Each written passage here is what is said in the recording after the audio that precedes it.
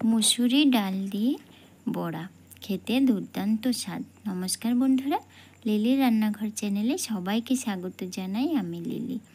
আমি আজকে করেছি মুসুর ডাল দিয়ে বড়া। তাহলে বন্ধুরা, বিকেলের জলখাবারে এই বড়াটি করলে কিন্তু চায়ের সাথে খুবই ভালো লাগবে, অথবা পান্তা ভাতের সাথে খেলে কিন্তু দারুণ লাগে। তাহলে চলুন শুরু করা যাক বড়ার রেসিপিটি। এখানে আমি মসুর ডাল 8 ঘন্টার জন্য জলে কিন্তু ভালো করে ধুয়ে আমি ভিজিয়ে রেখে দিয়েছিলাম। এবার একটা মিক্সি জারের মধ্যে আমি জলটা ছেঁকে ছেঁকে দিয়ে দেবো, কেননা বড়াগুলো বানাতে কিন্তু একদম জল দিতে হবে না, এইভাবে করে। এবার দিয়ে দিলাম আদা, কিছুটা কাঁচা লঙ্কা, সঙ্গে দেবো একটু নুন স্বাদ মতো, আর সামান্য একটু হলুদ গুঁড়ো। এগুলো আমি গ্রাইন্ডিং করে নেব। হয়ে গেছে, দেখুন আমি একটু কিন্তু জল দিইনি, এরকম শুকনো করেই কিন্তু গ্রাইন্ডিংটা করতে হবে, তাহলে বড়াগুলো ভালো হবে। না হলে বড়াগুলো পাতলা যদি হয় ব্যাটারটা, তাহলে বড়াগুলো পাতলা পাতলা হবে, ভালো লাগবে না।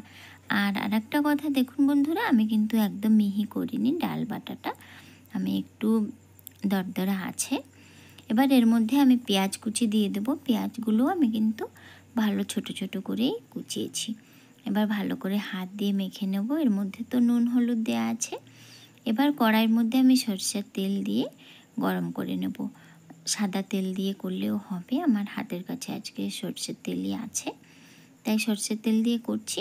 গরম হয়ে গেছে বন্ধুরা। এবার আস্তে আস্তে করে আমি যে ডাল বেটেছি ওটা গোল গোল করে একটু চ্যাপটা করে আমি দিয়ে দেব কড়াইয়ের মধ্যে। খুব সাবধানে দিতে হবে, তেল না হলে ছিটে যাবে। আস্তে আস্তে করে আমি বড়াগুলো কিন্তু দিয়ে দেব। বন্ধুরা, বাড়িতে অবশ্যই একদিন করবেন, দেখবেন ভালো লাগে। এবার ঢাকনা চাপা দিয়ে দেব। ফিরে আসলাম কিছুক্ষণ পর। দেখুন বড়াগুলো কিন্তু ভালোই ফুলে উঠেছে। আমি একটু উল্টে পাল্টে দেব। দু পিঠ ভাজতে হবে, লাল লাল হলেই কিন্তু বড়াগুলো খেতে ভালো লাগবে। এভাবে করে আমি আস্তে আস্তে করে উল্টে দেব। আর অনুরোধ করি বন্ধুরা, বাড়িতে কিন্তু অবশ্যই বানাবেন, দেখবেন ভালো লাগে। সবগুলো বড়া আমি উল্টে দেব। উল্টে কিন্তু আমি আবারও ঢাকা চাপা দিয়ে দেবো, কেননা এক পিঠ তো সেদ্ধ হয়ে গেছে, এ পিঠও সেদ্ধ হওয়ার জন্য আমি ঢাকনাটা ঢেকে দেব। ফিরে আসলাম আরও কিছুক্ষণ পর। দেখুন বড়াগুলো কিন্তু দু পিঠই ফুলে গেছে, আর এখনই দেখতে কতটা সুন্দর লাগছে। আমি আবারও উল্টে দেব। এই পাশটা আর একটু লাল হবে, আমি বড়াগুলো একটু লাল লাল করে ভাজবো, তাহলে কিন্তু খেতে ভালো লাগবে। তার জন্য আমি বারে বারে উল্টে পাল্টে কিন্তু ভেজে নেব।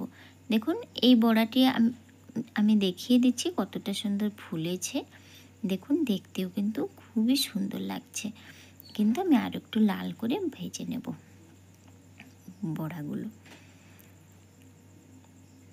এক এক করে সবগুলো বড়া আমি ভেজে নিয়েছি বন্ধুরা। দেখুন দেখতে কিন্তু দারুণ হয়েছে, খেতেও তেমনই সুন্দর। দেখুন বন্ধুরা, যদি ভালো লাগে রেসিপিটা লাইক শেয়ার করুন, আর যারা আমার চ্যানেলে নতুন তারা অবশ্যই সাবস্ক্রাইব করে আমার পাশে থাকুন।